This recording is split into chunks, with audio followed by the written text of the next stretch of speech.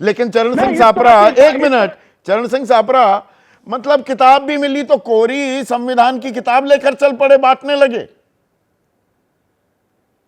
ये वो देखिए तस्वीरें तो यही दिखा रही हैं।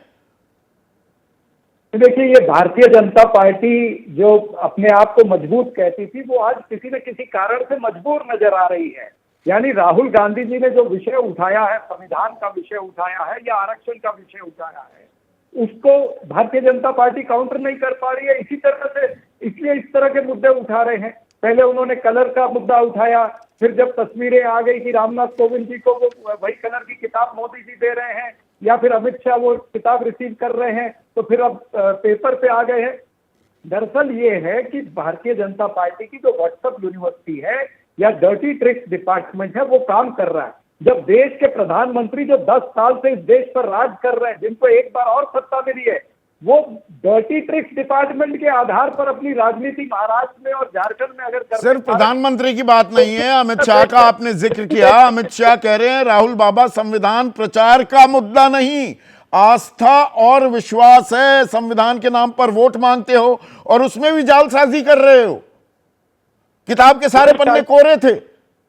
देखिए मूल बात यह है कि भारतीय जनता पार्टी और आरएसएस की आइडियोलॉजी से चलते हुए जो लोग हैं, 1949 से लेकर के 1950 से लेकर के आज तक का इतिहास देखें तो जो आरएसएस की आइडियोलॉजी से चलने वाले लोग हैं, उन्होंने डॉक्टर बाबा साहब अम्बेडकर के संविधान का हमेशा विरोध किया, उसकी कापियां जलाई, 1949 में 50 में भी जलाई और अभी 2 साल पहले भी दिल्ली में जलाई। उनके ऊपर कोई कार्रवाई नहीं हुई है। तो ये सिलसिला भारतीय जनता पार्टी का और आपने वोट मांगने का जरिया बना लिया है संविधान को भी, और प्रधानमंत्री कह रहे हैं दलित और ओबीसी समाज को आप बांटने की, जातियों में बांट रहे हैं।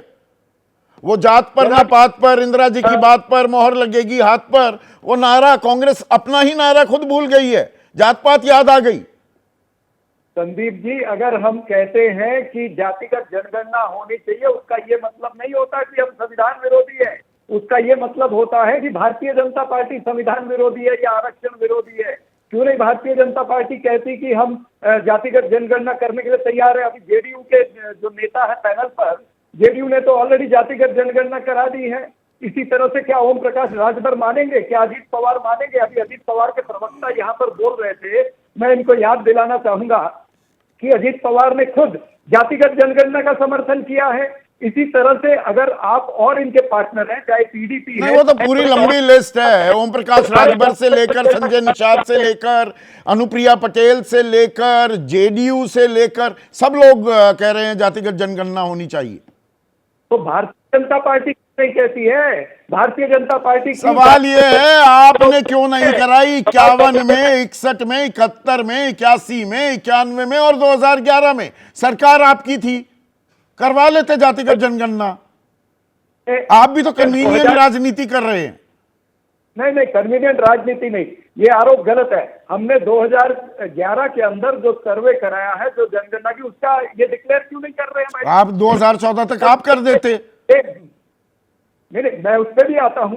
अगर 2013 में हमारे निदर्शन में ये आया है कि उसके अंदर कुछ त्रुटियां है, उसको ठीक करने के लिए अगर भेजा है, क्या आपको लगा मतलब सियासी नुकसान ना हो जाए इसलिए दबा दी?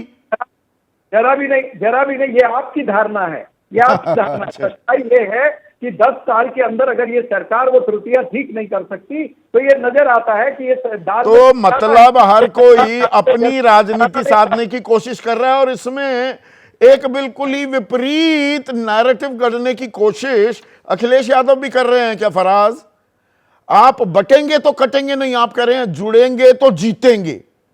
अरे बांट तो आप रहे थे, पीडीए आपका नारा ही क्या है? पिछड़ा दलित अल्पसंख्यक समाज को आप बांट रहे थे। पहले मुस्लिम यादव वोट बैंक था, उसको बढ़ाने के लिए पिछड़ा दलित अल्पसंख्यक कर दिया।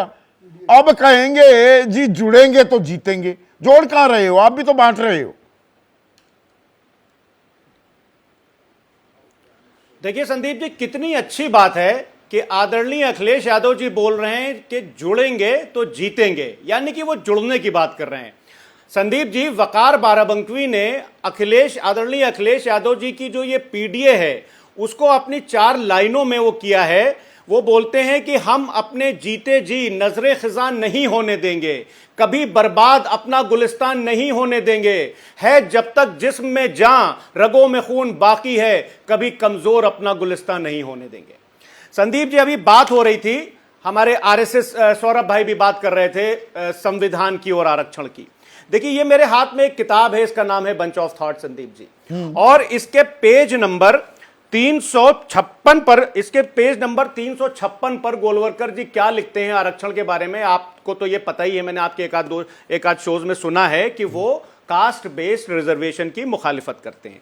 दूसरा संदीप जी, इसी किताब में लिखा हुआ है पेज नंबर इसमें पेज नंबर 238 पर कि जो भारत का संविधान है उसके बारे में गोलवलकर साहब की क्या राय है। अब पढ़ेंगे अगर तो 2-3 मिनट निकल जाएंगे, लेकिन आपने पढ़ ही लिया होगा, लेकिन आपके दर्शकों से अनुरोध है, दर्शकों के लिए पढ़ दीजिए की जो संविधान को लेकर के और ऑपरेटिव लाइन पढ़ दीजिए जी। पेज नंबर 238 पर लिखा हुआ है, जी जी जी, मैं 2 लाइनें पढ़ देता हूं। Our constitution 2 is just a cumbersome and heterogeneous piecing together of various articles from various constitutions of western countries. It has absolutely nothing which can be called our own. अब संविधान में अपना क्या है ऐसा कुछ नहीं कहा जा सकता। इधर उधर से बहुत सारी चीजें, जानकारियां और अनुच्छेद डालकर और संविधान बना दिए। जी जी। आप संदीप जी क्या है, नहीं ये तो अच्छा किया। और आप क्या कर रहे हैं, इधर उधर से पिछड़ा दलित वो ले लो, मुस्लिम यादव से आगे बढ़ना है। आपने अभी मूल सवाल का जवाब नहीं दिया फराज। बंच ऑफ थॉट्स तो ठीक है, वी और आर नेशनहुड डिफाइंड, वो भी मैंने पूरी पढ़ी हुई है गोलवलकर की, पर पहले अपनी राजनीति को बताइए, आप कैसे नहीं बांट रहे। नहीं, संदीप जी, हमारी राजनीति जो नेताजी ने शुरू की थी, सामाजिक न्याय की लड़ाई, उसको धार आदरणीय अखिलेश यादव जी दे रहे हैं पीडीए से।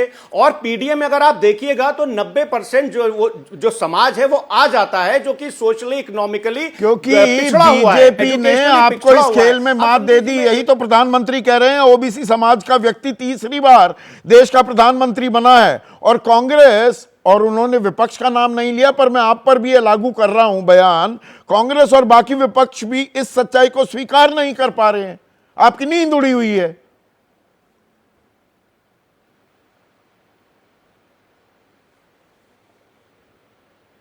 फराज भाई, आपसे ही है सवाल।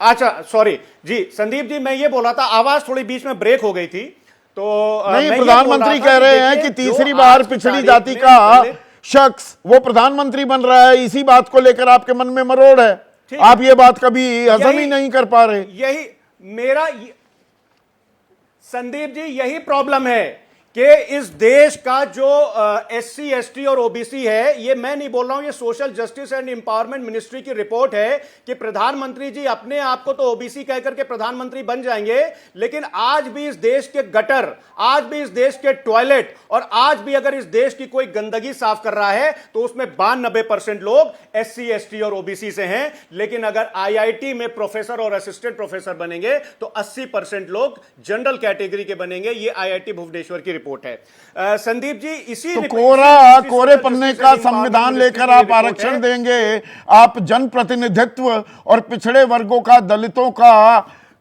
नौकरियों में पुट बढ़ाएंगे, कोरे पन्ने संविधान के लेकर। देखिए संदीप जी, कोरे पन्ने उसमें थे कि नहीं थे या क्या था, इसकी अभी पुष्टि होना बाकी है। भारतीय जनता पार्टी जो है संदीप जी, वो एक झूठ की पूरी मशीन है। इनका सुबह से लेकर के शाम तक ये लोग बस झूठ बोला करते हैं। अब उसमें बेसिकली हम लोग को ये देखना पड़ेगा कि जो राहुल जी के ऊपर है कि वो नहीं, इसमें तो खैर संविधान की जो बात है।